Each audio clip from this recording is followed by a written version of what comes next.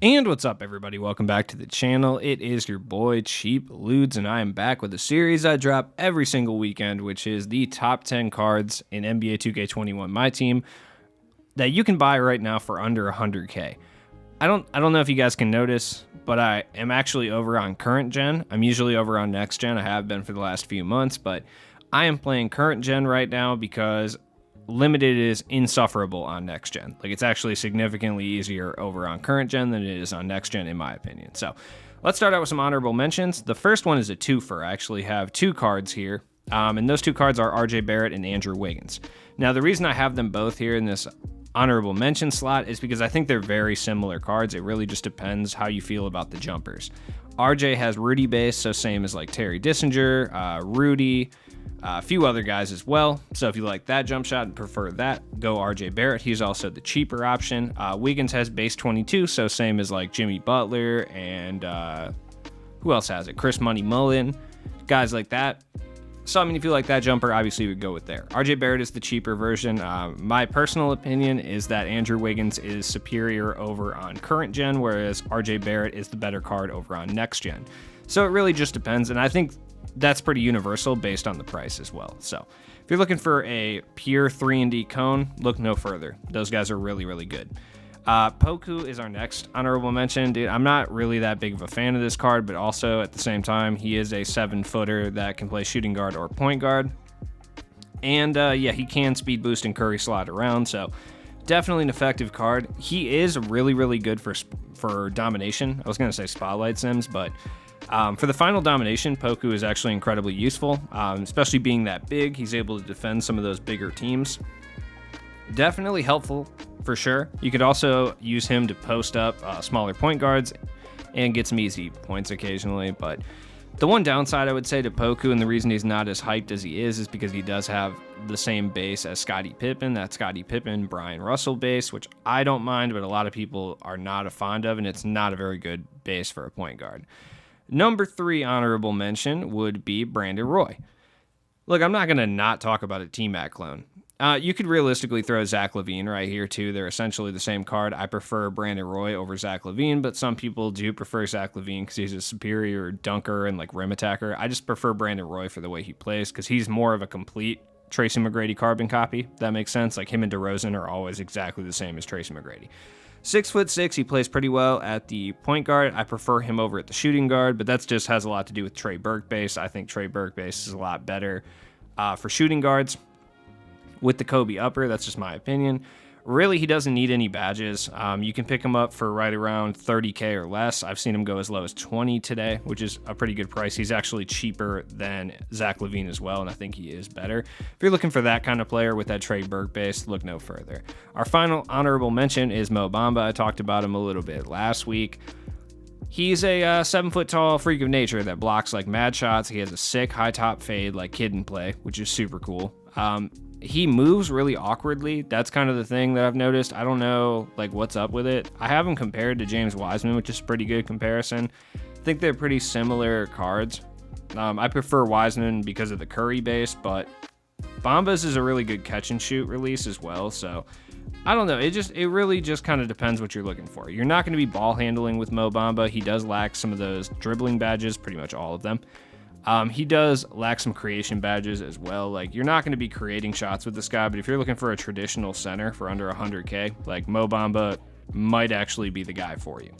So let's get on to the list with number 10. And number 10 would be a card that I'll be honest, I think there's better options, but people love Paul George, man. Like, I can't keep this dude off the list. He's one of the more expensive cards on this list. I think there's about 3 or 4 guys on this list that are closer to 100K than 50. He is one of them. That Paul George base is a very good release on both next gen and current gen, and for that reason, I think it's definitely important to put him up here. If you're looking for a pure 3-and-D cone, he can also attack the rim too. Being 6'9", he's got good size. He's a great defensive player as well. Like, if you're comparing him to Scottie Pippen is better in everything except for the jumper. Like, Paul George's base is significantly better than that Pippen base. It's got decent speed, easy to green on both gens, etc. By the way, Mo Bamba's releases jump shot 109, which is the same one that Jaren Jackson had. Number 9 is Anton Jameson. Check it out. I said his name right. That's sick. I've talked about this card like so much. Like if you're new, he's got Dante Exum base on Very Quick, which is regarded as the best release in the game on both gens. I personally prefer it on next gen over current, but either way, it's relatively easy to green on both gens. He's cheap. He plays way, way, way better at small forward, but if you're looking for an elite level small forward that can kind of do a little bit of everything, and you don't want to pay, 100K plus for one of the Exum based LeBrons, like Anton Jameson is the next best option. And for that reason, he's definitely on this list. Like, very good card. I'm a big fan. Number 8 is Kobe. Kobe's still an elite level shooting guard. I mean, he just came out like 2.5 weeks ago. Like, he's not even that old of a card. He's got everything. 54 technically. Off badges, 6 golds. I mean, he pretty much has everything you need. 6'6" is totally fine at the shooting guard position. Kobe Bryant release this year is really good. Last year it was not good at all. If you remember his release last year, it had like some weird hitch in it where it would like take an extra split second to actually get the jump shot off. It doesn't have that this year. I personally prefer Kobe Bryant's release on Wes Unseld personally, but it's still really, really good on Kobe, and he's just complete. You know what I mean? Number 7, one of the more expensive cards on this list, Lamell Ball. The reason he has made the list over guys like, let me rattle off some examples of guys who aren't on here, like Klay Thompson that we just got. Let's see, who else? Dominique Wilkins. Guys like that, or even the honorable mention guys, has a lot to do with the fact that he is a 6'8" point guard, and in my opinion, still one of the better point guards in this game overall. And the fact that you can buy him for under 100K is tight. Like, I would still prefer to use someone like Magic Johnson from the Pantheon set, but he's not nearly as universal. He does have gold steady shooter, which is kind of a problem on current gen. You are going to miss whites because of that. It's helpful on next gen because not a lot of cards have steady shooter, especially elite options. A lot of them don't have it. Well, blinders technically. I don't think gold steady's too big of a deal, especially if you're playing against a CPU. It's actually kind of helpful sometimes, but that's kind of how I feel. Number 6 is Invincible Clay. The Space Jam Clay is definitely up here too. I was thinking more about putting him on my budget card list that I'll be doing. But Invincible Clay you can get for like 60K. Like I believe I've seen them dip even low into the 50s. Okay, so my thing is like, what's the point of GOAT cards, right? Like, what do GOAT cards actually do? Because this Klay Thompson is literally 99 in almost everything. Like, literally, in I think like 5 stats total, he isn't 99. He's like 97 or 98 in them. So, like, what is the point of a GOAT card at this point? And he also has like 66 Hoff badges. Like, do you really need those extra 4 interior Hoff badges on like Michael Jordan, who'll never, like, you need him to have Hoff Dream Shake? Do you really need that bad? If you're looking for a pure 3-and-D cone, like that's what Klay Thompson is, pure 3-and-D cone, and you want an Invincible card, this is the cheapest and best one you can get. And for my budget ballers out there, like the other Klay Thompson you can get for like 17K, and he's really not that much worse. Like a Modicrum, or Modicum, I don't even know, it's one of those words. I don't remember exactly if it has an R or it doesn't matter. He's like slightly worse, and it in like things that don't even really matter aside from like people who are obsessed with stats, you know. So if you're looking for that, Klay Thompson is the way to go. Both these cards are really, really good. And I get it. Some people just want to get the Invincible card because they can get an Invincible for 70K. I totally feel that. But if you want to go straight budget with it, pick up this Klay Thompson for like 17K. He's a beast. There's a reason he made this list. There's a reason technically both of them made this list. You know what I mean? Number 5 is a card that is divisive for sure. And I think the most expensive card in this list, Hedo Turkoglu. Now there's a reason he's divisive. Over on next gen, he's probably one of the better cards in the game, to be completely honest with you, just how next gen plays. He does have base 98. He plays really well at the point guard. I personally think he plays better at small forward. Same thing I feel about Lamar Odom. But maybe that's just, I don't like these guys at type of cards, I should say, at point guards. Maybe that has a lot to do with it. The one thing I will say is I don't really like base 98 that much, and the reason for it is it feels sluggish to me. It's very, very easily affected by latency issues. So, like, you'll notice using guys like Danny Ferry and Andre Karolinko and stuff like that, their jump shot seems very inconsistent. You'll notice the same thing with Hedo. Because base 98 is so quick that it relies very heavily on having a good connection, and when you don't, it's very easy to miss time. So, something to think about. Other than that, complete card, real tight. Number 4, not Jonas Valanciunas, Jonathan Isaac.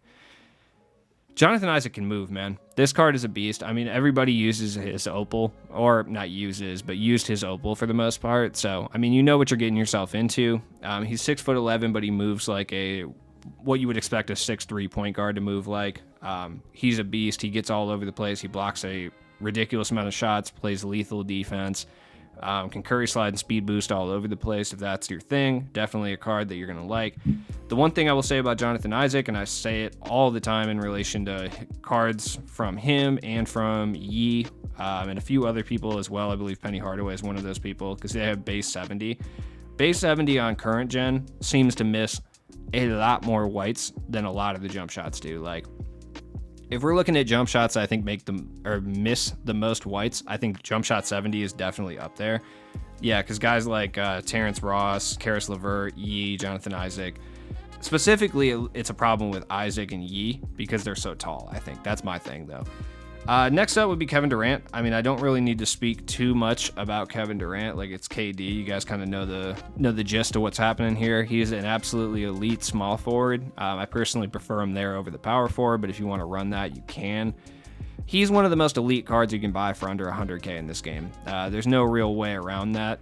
It's a Kevin Durant card, and Kevin Durant is really, really good this year.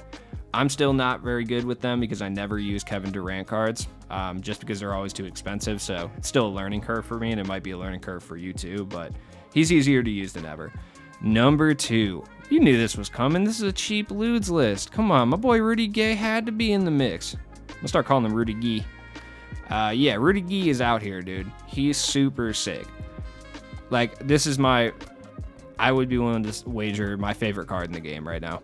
Over on next gen, I think he is significantly better than he is on current gen, though he is still very, very good on current gen. Even on current, I think he does deserve this 2 spot. But I just find his jump shot a lot easier to green on next gen, but it could just be because I've been playing it so much. Let me know down in the comments how you feel about that. But pretty much everyone used Dissinger when he came out on current gen, and I really didn't have any problems with that, and nobody else did. He was like the best card in the game at the time, so the jumper's fluid no matter what. I personally think he plays much better at the shooting guard position. Like, it's actually noticeable. But he can play the point guard just fine as well. Think Nicholas Batum. He plays very similar to that. And number 1 is a card that released on Friday, Anthony Davis.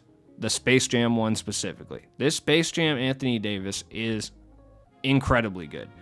I'm not the biggest Anthony Davis guy this year. Like, when the Idols one, the Opal came out, I recognized that was the best big man in the game for a while, but you know, at this point in the year, Anthony Davis kind of falls off because a lot of cards, Anthony Davis and Blake Griffin are 2 of those cards whose earlier cards in the year are so good because they're multi-talented big men and we don't have very many of them. But towards the end of the year, you stop really using those guys because, like, we have Sean Bradley's that can curry slide and shoot threes and stuff, or like a Yao Ming that can like do all of these things. But this Anthony Davis is still, no question, the best card that you can buy at the big man position for this price point. It's not even particularly close. Like, yeah, I prefer to use guys like Dino because I'm stupid. I'm going to buy this card right now for the XP challenge alone, but practice what you preach. Anthony Davis is the most well-rounded big man that you can buy for under 50K.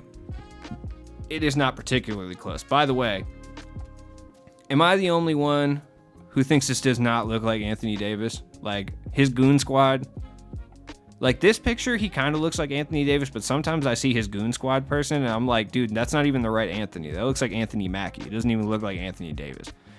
Be cool if they made it look like Anthony Anderson. But shout out to Anthony Anderson, man. What's he up to? Doing some like NBC sitcom called Something-ish, probably, if I had to guess. I'm pretty sure that's what he's actually doing. Anthony Davis is no joke. I mean, the Invincible one is better, but the difference is so small that it's not even worth that huge price jump. When you can buy this AD for 30K, there's no point to spend 150 on the other one, you know what I mean? The only badges he really needs is stop and go. You can give him floor general and blinders if you feel like it. But that's about it. I wish he had Deadeye and Flexible on Hoff, but who cares? Like, it doesn't matter. This is the best card that you can buy for under 50K in this game. I don't think it's even remotely close. As always, it has been your boy Cheap Ludes. I will definitely catch you guys in the next video. Let me know down in the comments what you guys think. I'm either going to do a best cards under 10K video next or build a budget squad to take on Domination. Let me know down in the comments which one you would prefer. Check the description for all my stuff. Follow my second channel, please, and I will see you guys later. Peace.